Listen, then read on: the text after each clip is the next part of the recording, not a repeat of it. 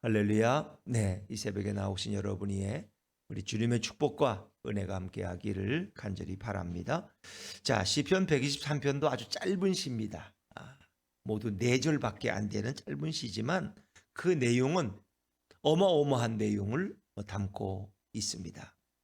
이 시의 배경은 바벨론 포로에서 돌아온 어떤 무명 시인의 노래 또 탄식으로 우리가 그렇게 읽을 수 있습니다. 바벨론 포로에서 돌아온 그들의 상황은 모든 것이 어려웠어요. 그래서 이제 그들이 처음 돌아와서 할 일이 이 성읍을 세웠어요. 예루살렘 허물어진 성벽을 세우는 거예요. 뭐 성전은 그 다음이고 성전 건축은 일단 성벽을 세워야지 이 밖으로부터 외적의 침입을 막을 수 있었어요. 근데 이 성벽 공사를 하는 게 결코 쉽지 않았어요. 근데 그것을 방해하는 자들이 또 많이 있었죠. 특별히 우리가 느헤미야서에도 보고 이렇게 보면은 그 예루살렘 주변에 호른 사람 산발랏, 암몬 사람 도비야, 아라비아 사람 게셈 뭐 이런 자들이 계속 그것을 조직적으로 방해했어요. 그리고 바벨론의 그 왕에게 이 유대 사람들이 반란을 일으키려고 한다 하면서 이 모든 일들을 아주 모함하고 비난하고 그리고 이걸 방해하는 일들을 계속했죠. 그래서 느헤미야가 성벽을 건축할 때도 그 성벽은 여우 한 마리가 지나가도 곧 허물어질 것 같은 그런 성벽이다 하면서 비웃으면서 조롱했던 그런 내용들이 소개되고 있지요. 그래서 이 시인의 마음은 너무 안타까워요. 너무 안타까워서 그냥 이 가슴이 다 탈 정도로 왜? 이 돌아가는 상황이 너무 안타까운 거야. 이 하나님이 도우시지 않으면 될 수 있는 게 아무것도 없어. 저들의 방해를 이길 능력이 없어. 하나님이 은혜 안 주시면 하나님이 힘 주시지 않으면 우리 박정호 장로님의 그 찬양 가운데 은혜 아니면 은혜 아니면 은혜라는 게 다른 말로 표현하면 하나님의 긍휼히 여기심이에요. 하나님이 나를 불쌍히 여겨주지 않으면 이건 도저히 될 수 없는 일이야. 그래서 하나님의 긍휼을 구하는 그런 시인의 간절한 마음. 그러니까 그게 얼마나 간절하냐. 마치 종이 주인, 여종이 여주인의 손끝을 바라보는. 그러니까 종들이 주인의 손을 바라보는 이런 심정 아세요? 그러니까 손끝 하나에 생명이 달려 있다. 손끝 하나에. 예전에 이제 그 로마의 이렇게 영화들 보면은 그 전투사들이 검투사들이 막 싸워요. 그러면 이제 한쪽이 지고 한쪽이 이기고 근데 대개는 이제 이렇게 왕이 앉았다가 손을 펴 이렇게 하고 뭐 이렇게 하면 죽이라 이렇게 하면 살리라 뭐 이런 뜻이야. 그러니까 검투사도 그 왕의 손을 바라보는 거예요. 모든 로마 시민들은 왕의 손끝을 바라보는 거예요. 이렇게 하면 죽이고 이렇게 하면 살리고 뭐 그런 거예요. 주방에서 일하는 그 시대에 인간처럼 취급도 받지 못하는 여종들 또 많은 노예들은 주인의 손을 바라보는 거예요. 그 주인의 손에 따라서 자신의 하루의 행복과 불행이 결정되고 자신의 생명과 행복이 결정되는 거예요. 그러니까 어찌 보면 시인은 아주 간절한 마음으로 하나님만을 바라보고 하나님을 의지할 수밖에 없는 상황 속에 있다. 근데 그를 향한 악인들의 이 멸시와 공격은 이루 말할 수. 그래서 그런 은혜를 구하고 있는 거예요. 왜? 멸시가 우리에게 넘치고 있다는 거예요. 자, 우리 좀 거꾸로 3절을 한번 읽어볼까요? 3절입니다. 3절 한번 읽어보죠. 시작. 여호와여 우리에게 은혜를 베푸시고 또 은혜를 베푸셔서 심한 멸시가 우리에게 넘치나이다. 그런 멸시 가운데 있다는 거예요. 근데 예전의 성경에 보면 은혜를 베푸신 게 아니라 우리를 긍휼히 여기셔서 이런 말로 바꿔요. 긍휼과 은혜는 같은 거예요. 긍휼과 우리를 불쌍히 여겨달라. 그래서 성전에 올라가서 어떤 그 세리는 하나님 앞에 저를 불쌍히 여겨 주소서. 저를 불쌍히 자기는 죄인입니다. 이런 기도를 드리고 바리새인은 내가 저 세리와 같지 않음을 감사하나이다. 나는 일에 한 번씩 금식하고 11조를 온전히 드리고 나는 이렇게 살았나이다. 이렇게 하나님 앞에 떳떳하게 쓰잖아요. 근데 한 사람은 세리는 나를 불쌍히 나는 죄인 중에 괴수라고. 그러니까 예수님이 묻잖아요.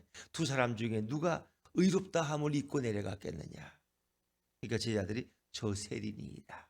나를 불쌍히 여겨달라는 그런 기도가 있는가 하면은 주님 제가 잘 살았죠? 제가 이렇게 잘하고 있다고요? 이렇게 자신만만하게 자신의 의로움을 드러내는 그는 오히려 버림을 받았다. 어제 우리가 주일날 나눈 말씀이 팔복산에서 나눈 팔복의 말씀의 첫 번째인데, 심령이 가난한 자는 복이 있나니 천국이 그들의 것이며. 심령이 가난하다는 것은 어떤 뜻일까? 자신의 힘으로는 아무것도 할 수 없는, 자신의 모습이 너무 초라해서 자신의 의로움이나 행동으로는 도저히 하나님 앞에 나아갈 수 없는 이런 죄인 중에 죄인. 그걸 고백하면서 주님의 은혜를 구하는 그런 마음이 이 심령이 가난한 자의 모습이다. 심령이 파산된 자의 모습, 깨어진 자의 모습. 내게는 아무것도 선한 것이 없어.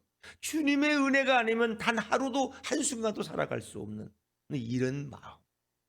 그것이 바로 심령이 가난한 자의 모습인데, 어찌 보면 오늘 이 시편의 말씀이 그런 것과도 연관이 된다고 보겠죠.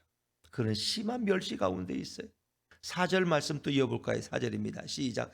안일한 자의 조소와 교만한 자의 멸시가 우리 영혼에 넘치나이다. 안일한 자의 조소, 교만한 자의 멸시. 그러니까 멸시와 천대가 이루 말할 수 없어. 이제 그런 가운데서도 이 상황을 변화시킬 수 있는 분은 바로 우리 하나님밖에 없고 우리 예수님밖에 없다. 예수님께 나오는 이런 성도의 모습. 자, 우리가 마가복음 7장에 보면은 수르보닉의 여인을 예수님이 만나는데, 이 수르보닉의 여인의 딸이 귀신 들려 있어요. 그러니까 뭐 정상적인 삶이 안 되는 거예요. 갑자기 불 속에도 뛰어들고 물 속에도 뛰어들고 갑자기 뭐 이상한 행동을 하고, 이게 어떻게 걷잡을 수가 안 되는, 통제가 안 되는 거야. 이러다가 그냥 죽겠어. 이 귀신 들렸으니까. 그러니까 예수님께 소문을 듣고 와서 예수님께 이제 자기 딸을 구해달라고. 그러니까 예수님이 뭐라 그래요? 아주 냉정한 말씀을 하셔요. 그때는 정말 예수님이 사랑의 예수님이 아닌 것 같아. 나는 자녀에게 줄 떡을 개들에게 줄 수가 없다. 그러니까 이방인이니까 이제 개라고 표현하시는 거예요. 그게 굉장히 여인에게 모독적인 말이야. 근데 여인은 물러섰지가 않아. 개들도 주인의 상에서 떨어지는 부스러기는 먹지 않습니까? 이에 예수님이 감동을 받으시. 이 부스러기 은혜라도 달라는 거예요. 나는 자녀로서 똑똑하게 따뜻하게 떡을 요구할 자격은 없지만 자녀들에게 주고 나서 남는 그 부스러기라도 내게 좀 달라고. 그래서 예수님이 네 딸이 나았다 하고 그 즉시로 딸이 치유를 받는 거예요. 예수님의 은혜에 호소하는 거죠. 주님만이, 예수님만이 내게 눈꽃만큼의 은혜라도 줬사오니 내게 베풀어 나를 긍휼히 여겨달라는 그 기도를 주님은 응답해 주십니다. 바로 그렇게 은혜를 구하는 이 시인의 간절함이 이 시에 배어 있다는 거예요. 자, 우리 1절로 다시 돌아가 볼게요. 1절입니다. 시작. 하늘에 계시는 주여, 내가 눈을 들어 주께 향하나이다. 하나님은 하늘에 계시고 예수님은 살아 계시는데 내가 눈을 들어 주를 바라보나이다. 주만 바라볼지라, 그런 찬양이 있죠. 그걸 좀 생각하시면 돼. 그 내 작은 신음소리까지 들으시는 그 하나님만, 나는 왜 다른 데로 의지할 데가 없어. 누구도 나를 도울 자가 없어. 오직 주님만이, 주님의 은혜만이 내 삶을 바꿔놓을 수 있다. 내 생명을 살릴 수 있다. 그러니까 눈을 들어 오직 주님만 바라보. 그러니까 이런 그 심령이 가난한 자의 모습이고, 히스기야 왕이 잘 나갔지만 그가 때 한 번 교만했다가 하나님이 그에 대해서 어떻게 죽음을, 사망을 선고했어. 너는 이제 죽을 것이다. 근데 자식도 없어. 그 나라는 어떻게 하고 남유다는 어떻게 하라. 그랬더니 히스기야가 어떻게 해요? 벽을 향해서 하나님만 바라보고 눈물로 기도하고 회개하잖아요. 그들이 이사야를 통해서 내 생명이 15년 연장된다 하는 그런 말씀을 주시잖아요. 그리고 이 히스기야가 15년을 더 생명을 연장받게 되죠. 오직 하나님만 바라보고. 생명의 주관자가 주님이시니까. 그분이 아니면 어떻게 할 수가 없는, 해결할 자가 없는 거예요. 이제 그 주님을 바라보는 그 모습을 너무 간절하게 표현한 것이 바로 2절의 말씀이에요. 2절. 자, 2절을 한번 읽어보십니다. 시작. 상전의 손을 바라보는 종들의 눈같이, 여주인의 손을 바라보는 여종의 눈같이 우리의 눈이 여호와 우리 하나님을 바라보며 우리에게 은혜 베풀어 주시기를 기다리나이다. 아멘. 상전의 손을 바라보는 종들의 눈같이, 여주인의 손을 바라보는 여종의 눈같이 우리의 눈이 여호와 우리 하나님을 바라보며, 하나님만 바라보자는, 하나님만. 여러분은 누구를 바라보십니까? 하나님만 바라보, 주만 바라볼지라. 주께만 소망이 있다는 거예요. 다른 데는 소망이 없어요. 뭐 남도 해결할 수 있으면 뭐 하나님 앞에 나오지도 않죠. 이건 주님만이 해결하실 수 있어요. 주님만이. 이런 모습. 그러니까 이제 어릴 때 이렇게 집에서 개를 키우면 형님들이 이제 가끔 뭐 오징어 떼갈이나 오징어 이렇게 다리가 있으면 그걸 가지고 이렇게 개한테 이렇게 하면 어떻게 개가 그 손끝만 바라봐요. 그 오징어를 어디로 던져줄지 그 오징어에만 관심이 있는 거예요. 쳐다보는 주인의 손끝을 봐. 그래서 그걸 언제 주나 하고 바라보는 거죠. 그 때로는 뭐 다른 걸 들고 이렇게 하다가 던져버리면 개가 가서 얼른 가서 물고 오죠 또. 그러면 칭찬해하고 또 오징어 한 대가리 하나 주고 이렇게 먹으라고. 오직 개는 주인의 손끝만 봐라. 오늘 성경의 말씀처럼 오늘 종들은 상전의 손만 봐라. 저리 가라면 저리 가고 누우라면 누우고 일어나라면 일어나고 앉으라면 앉고 이게 주인의 손끝대로 움직이는 거예요. 주인의 손끝대로. 우리는 어찌 보면 하나님의 손끝을 바라봐요. 하나님의 손끝이 뭐예요? 홍해를 가르셨던 그 손길, 그들을 보호하셨던 손길, 시내산에서는 모세에게 십계명을 직접 손으로 써서 주셨던 그 하나님. 그러니까 주님이 우리의 갈 길을 가르쳐 보여주신 그 주님의 손이 어디로 가는가, 어디로 향하는가, 어떻게 하라고 말씀하시나. 우리는 그 손끝을 바라보는 것이 바로 겸손하게 주인의 손끝을 바라보는 이런 여종의 눈. 여종은 오직 주인의 손끝만을 바라보는, 종들은 상전의 손만을 바라보는, 이것이 바로 우리 성도들이 어떻게 하나님만을 바라봐야 되는가는 그 간절함, 그 겸손함, 그 은혜를 사모하는 마음, 그것을 우리에게 이렇게 설명하고 있는 거예요. 그러면서 오늘 2절에 은혜 베풀어 주시기를 기다리나이다. 주님의 은혜를 사모하고 그 은혜를 기다리는 이런 시인의 마음을 우리가 읽을 수 있지 않습니까? 이것이 어찌 보면 하나님을 바라보는 성도의 모습이 돼야 한다. 그 워치만이라고 하는 조금 뭐 다른 이렇게 가끔은 다른 좀 기독교와는 다른 면으로 이렇게 평가도 되지만 그래도 그 나름대로 은혜를 가졌던 워치만이라는 사람인데 중국에서 그가 이제 한번 이렇게 꿈을 꿨는데 자기가 배를 타고 양쯔강을 이렇게 올라가고 있는데 큰 바위가 가로막고 있는 거야. 그 바위 때문에 배가 앞으로 나아갈 수가 없는 거야.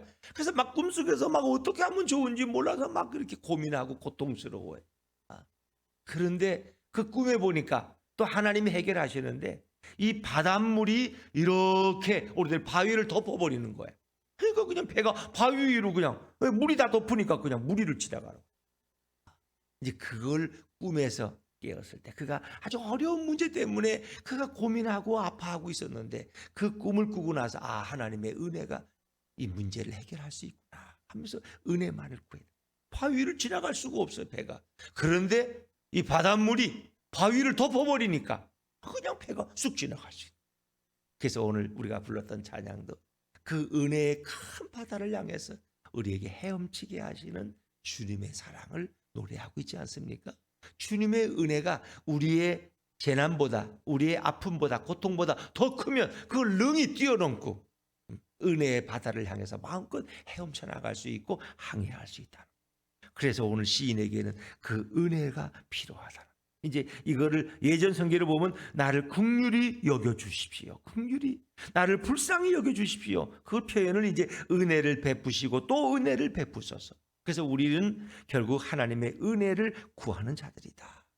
오늘도 우리는 주님의 손끝을 바라보고 그 은혜를 구하며 우리를 불쌍히 여겨달라고 주님의 긍휼 앞에 우리는 무릎을 꿇어야 하는 것입니다. 그리고 주님께서는 상한 마음을 치료하시고 그 상한 마음을 위로하시는 우리 예수님임을 깨달을 수가 있습니다. 그래서 우리가 시편 51편에 보면 하나님의 구하시는 제사는 상한 심령이라. 하나님이 상하고 통회하는 마음을 주께서 멸시치 아니하시리다. 상한 마음. 그 상한 마음이 하나님이 받으시는 가장 아름다운 제사라. 주님은 그 제사를 기쁘게 받으신다. 우리의 상한 마음 그대로 주님 앞에 내어놓고 주님의 긍휼을 구하고 주님의 은혜를 구하는 오늘 하나님의 위대한 성도들이 다 되시기를 주의 이름으로 축원합니다.